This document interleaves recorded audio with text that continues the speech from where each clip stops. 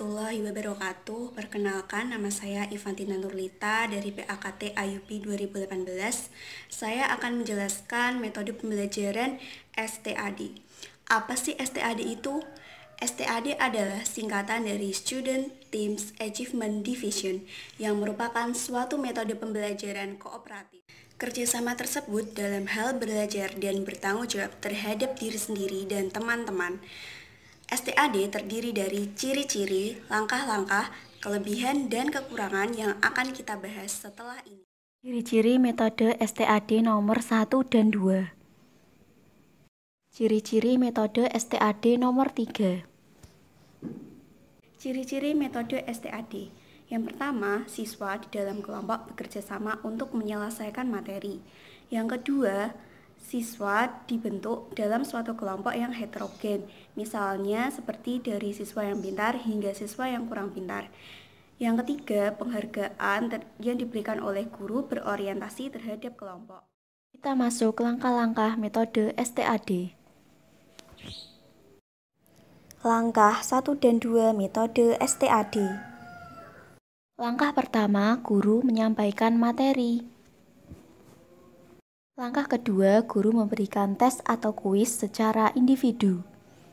Langkah nomor 3 metode STAD. Langkah ketiga, guru memberi tugas kepada kelompok. Langkah 4 dan 5 metode STAD. Langkah keempat, mendiskusikan materi bersama kelompok. Guru memfasilitasi siswa dalam pembelajaran. Langkah 6 dan 7 metode STAD. Guru memberi tes atau kuis secara individu. Guru memberi penghargaan kepada kelompok yang unggul. Kategori penilaian kelompok. Langkah-langkah STAD yang pertama adalah guru menyampaikan materi kepada siswa. Yang kedua, guru memberikan tes atau kuis kepada siswa secara individu sehingga diperoleh skor awal. Yang ketiga, guru dapat memberikan tugas kelompok kepada kelompok untuk dikerjakan secara bersama-sama. Siswa yang sudah paham dapat mengajarkannya kepada siswa yang lainnya. Yang keempat, kelompok dapat mendiskusikan tugas tersebut. Yang kelima, guru memfasilitasi siswa dalam membuat ringkasan, mengarahkan, dan memberikan penegasan materi. Yang keenam, guru memberikan tes atau kuis secara individu. Yang ketujuh, guru memberikan penghargaan kepada kelompok berdasarkan skor dengan penilaian kategori. Yang pertama, good team yang mempunyai nilai rata-rata 15. Yang kedua, great team yang mempunyai nilai rata-rata 20. Yang ketiga, super team yang memiliki nilai rata-rata 25. Kelebihan metode STAD. Kelebihan metode STAD yang pertama, meningkatkan kecakapan individu. Yang kedua, meningkatkan kecakapan kelompok. Yang ketiga, meningkatkan komitmen. Yang keempat, menghilangkan prasangka buruk terhadap teman sebaya. Yang kelima, tidak bersifat kompetitif. Yang keenam, tidak memiliki rasa dendam. Kekurangan metode STAD. Ada dua kelemahan dari metode STAD. Yang pertama, kontribusi dari siswa yang kurang pintar akan berkurang. Yang kedua, siswa yang berprestasi tinggi akan mengarah pada kekecewaan karena peran anggota yang lebih pandai akan lebih dominan. Berdasarkan pengalaman saya waktu SMA, metode STAD sering digunakan oleh guru-guru.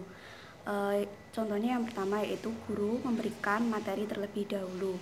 Lalu setelah itu guru membuat kelompok yang dibagi menjadi 4-5 orang tergantung dari jumlah siswa di kelas tersebut. Lalu setelah itu guru memberikan tugas yang akan dikerjakan oleh kelompok. Dalam satu kelompok tersebut siswa harus bisa bekerja sama. Menurut saya realitas dari kelebihannya sudah tercapai karena siswa yang kurang pintar akan bisa diajari dengan siswa lain yang lebih pandai. Untuk itu, dari siswa yang kurang pintar tersebut, dia mendapat sisi positif, yaitu dia sudah mendapat sedikit pemahaman materi dari siswa yang lebih pandai. Tetapi ketika ada presentasi hasil kelompok, yang lebih dominan adalah siswa yang sudah aktif atau sudah pandai tersebut. Sedangkan realitas dari kelemahannya itu, siswa yang kurang pandai kurang berkontribusi dalam kelompok tersebut. Jadi dia hanya mendengarkan materi atau dari mana yang dia belum paham dari temannya yang sudah paham. Dengan adanya hal tersebut, siswa yang lebih pandai dapat memberikan dukungan kepada teman-temannya yang lain yang kurang pandai untuk mengutarakan pendapatnya di depan, karena tidak semua siswa yang kurang pandai dapat mengutarakan keluh kesahnya atau kesulitannya terhadap teman-teman yang lain. Jadi untuk itu mereka membutuhkan dukungan dari teman-temannya agar mereka dapat mengungkapkan atau berbicara di depan umum. Berbicara di depan umum memang tidak mudah, tetapi kita harus mencoba agar kita terbiasa. Kalau kita tidak pernah mencoba, kita tidak akan pernah bisa berbicara umum seperti siswa-siswa yang lain. Awalnya memang kita harus bisa dipaksa, lalu kita bisa dan terbiasa dengan sendirinya. Jadi itu harus ada dukungan dan keberanian dari siswa itu sendiri. Dukungannya berasal dari teman-teman, lalu setelah itu siswa yang kurang pandai tersebut harus bisa berani dan memberanikan. Simak video pembelajaran berikut ini ya.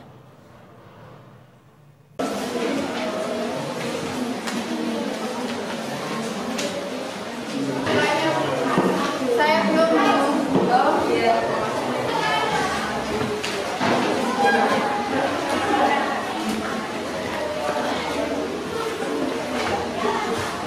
Baik, sudah mendapat semua? Iya. Iya, itu.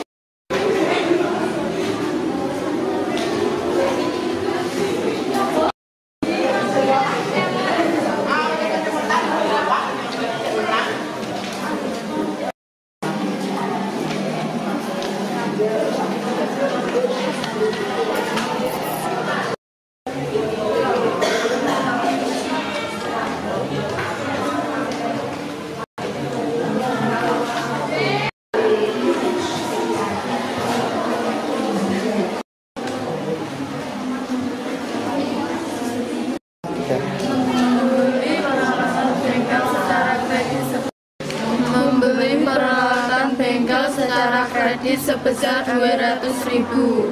Tas berkurang, utang bertambah sebesar 200.000.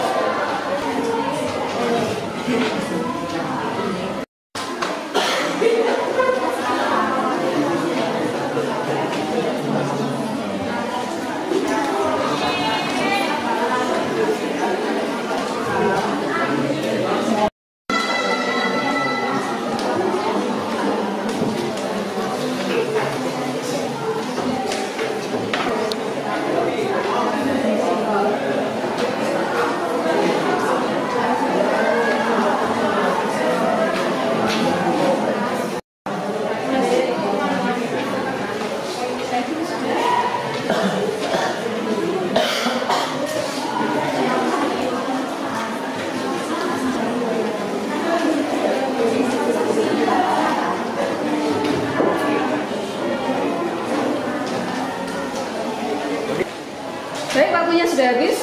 Pekerjaan sudah selesai semua? Baik, kalau begitu Ibu minta salah satu dari kelompok ya perwakilan untuk bisa mempresentasikan. Ya. Mungkin kelompok 8 ya, silakan maju ke depan untuk mempresentasikan hasil diskusi.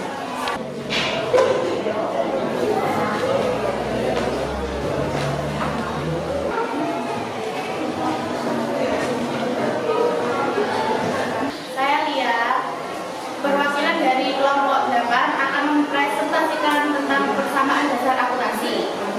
Saldo kas 800, perlengkapan 200, model 1 juta untuk setoran model awal. Transaksi A, kas berkurang 100, perlengkapan 100 untuk pembelian perlengkapan. Saldo kas 700, perlengkapan 300, model 1 juta. Transaksi B, peralatan 200, utang 200 untuk pembelian peralatan. Saldo kas 700, perlengkapan 300, peralatan 200, utang 200, modal 1 juta. Beri aplaus untuk kelompok 8.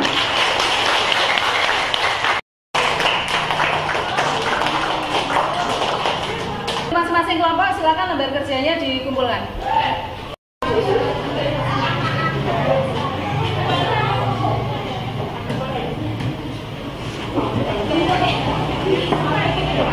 Kembali ke tempat duduk masing-masing.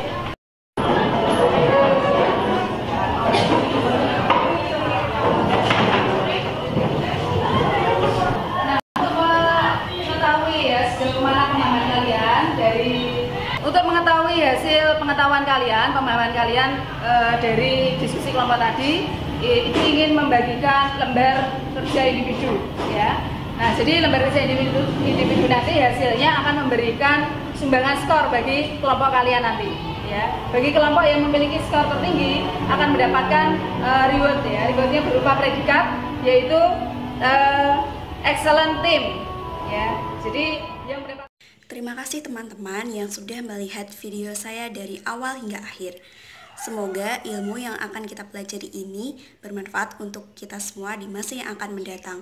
Wassalamualaikum warahmatullahi wabarakatuh.